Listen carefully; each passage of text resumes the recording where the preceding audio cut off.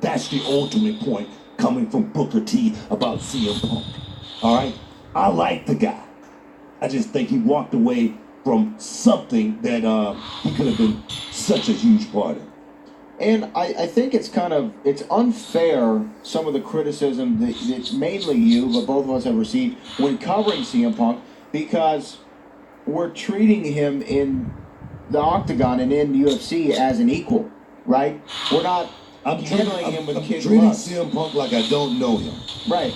Like he's a fighter. Like he's a fighter. Like, I mean, and I should cover it that way. I mean, I hear a lot of guys say he had a lot of heart and this and that and whatnot.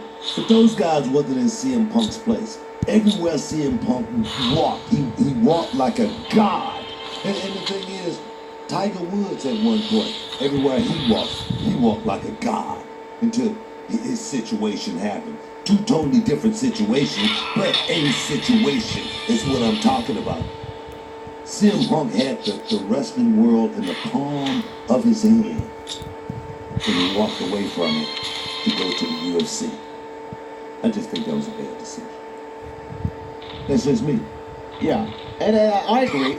And once again, not that we need to defend or you need to defend any comments that you make, but, you know, you're covering a guy that you know, but you're doing objectively, and you're actually looking at the whole of the sport and not an isolated fight, right? You're not looking at this isolated experiment of CM Punk. You're looking at, hey, this guy named CM Punk fought this guy named Mike Jackson. This is what happened. He went out there and he got the brakes beat off him. That's a fact. Yeah, it is. Someone tell me that's not a fact. It is a fact. That's exactly what happened. You were in Chicago in Money in the Bank, and you were talking about Ronda coming in from UFC to wrestling.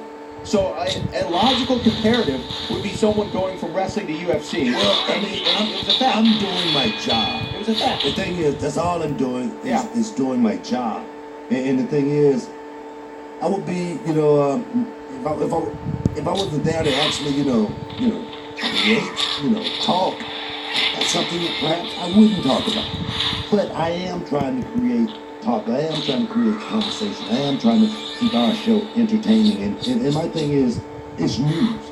And if it was anybody else, if it was, Charlie Punk, if it was, I'm serious. I mean, if it was anyone, I would have made that same comparison, because, like I say, I cannot think for one moment, that I could get up and, go and fight, Evander Holyfield. Evander Holyfield right now, 50-something years old. I wouldn't wake up, in my 20s, saying, man, I want to fight Evander Holyfield, and he's in his 50s, because that would be an unfair advantage for Evander Holyfield. I've never had a fight. I'm fighting a guy who was a professional. I don't care if he's 50 years old. He still was a professional.